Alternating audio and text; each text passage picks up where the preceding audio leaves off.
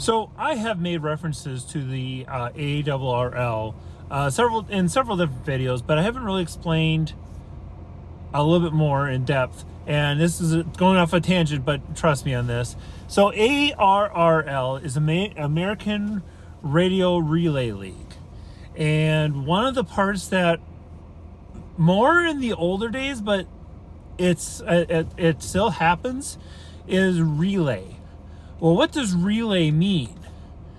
So I'm used to a relay as in some of the nets I run. We use relays across throughout the country because bands don't always hear everybody, and so we're using relays to kind of act on behalf of net control to help run the net, whether it's listening, whether it's confirming sing reports, or helping welcome new people, things like that. Excuse me. So, but there's another part of relaying that I have not talked about yet, mostly because I have that much knowledge on it. And the point of this video today is not to cover details of how it works. It's to talk about that it exists. So if you want to get a message across the country, let's use out of a disaster area, because actually one of the nets on the that I've talked about, we actually had traffic come across. Hey, we need help, or hey, can you get me in contact with? I don't know the nature of the message, but there is a very formalized process to sending messages over radio. So, and I've just started scratching the surface. So, as I said, I am not going to be deep diving into that today. But essentially what it is typically up to 25 words. And you build out this in such a way that you communicate out, this is who I want to talk to, this is what I want you to say, and and then here's the message. There's a little bit more to that, but that's the raw basics. So somehow, whether it's a muggle reaching out to a ham radio operator to pass on the message, or as a ham radio operator themselves, hey, I want you to get a message to my kids, let's just say, from the disaster zone of I'm gonna call it Milton. Let's say North Carolina, because I can't remember the hurricane right now. I want to get a message out saying, hey, I am safe. Here is their phone number. Here's their email address. Can you please pass this message along? And then that person that takes the message maybe can't get a hold of them, or maybe isn't close enough. So then they'll relay that message to another ham throughout this messaging network until they get to someone who might be local. Maybe it's just a local phone call at that point. They prefer, from the little bit of video I was watching before I fell asleep last night,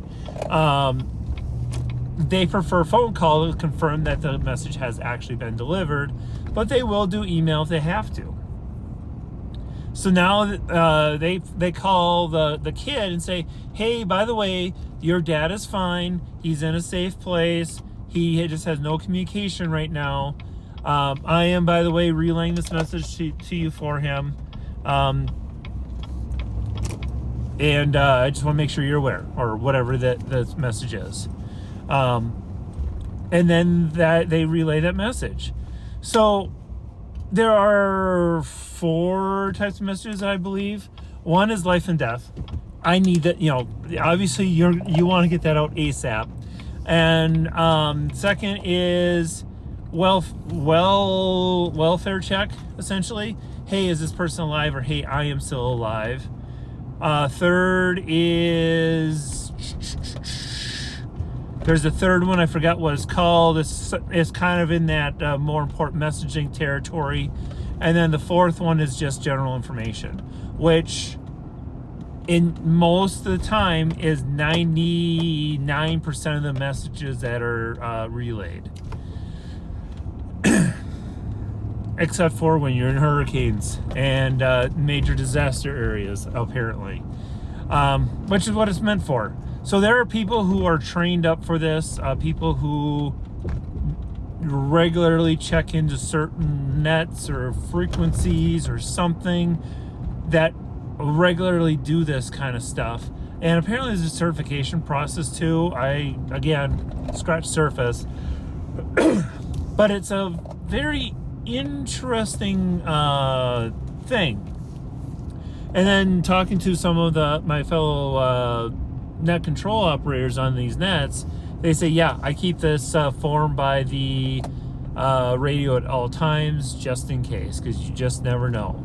And I'm like, huh, I think I probably need to know more about this, because I've never had to deal with it. Anyway, I'm deep diving down a presentation from one of these certified people who did a presentation over Zoom, I think it was, covering this. It was in the North Texas branch. It's like a 2.5 hour video, so it's a massive time to go through. Oh, sorry. But yeah, I think this will be a good, extra good learning experience. And I thought I'd share it with you guys. Like, this is other stuff that ham radio does that you may not necessarily realize happens. And this, and even just as a ham radio operator, you may have heard about it through studies or whatever. But until you actually dive into it and realize just the scope of what happens, you're like, wow, there's like a whole world here of codes and understanding of things that need to happen, and just never have been exposed for one reason or another. So, just another thing ham radio operators do that we, not all of us, but that some of us go into. Other things that we can potentially be touching, just I'm almost home, so I can stop it. We like some of the ICS forms, I think it is, that Department of Homeland Security uses. Those are other forms that we may fill out, pass messages for one reason or another. There's a whole world of forms and paperwork that could potentially be helpful within disaster areas and things, just to make sure, sorry, washboarding of the road, just to be sure that the messages get to where they need to go as quickly as they can. And we work with FEMA quite a bit. We work with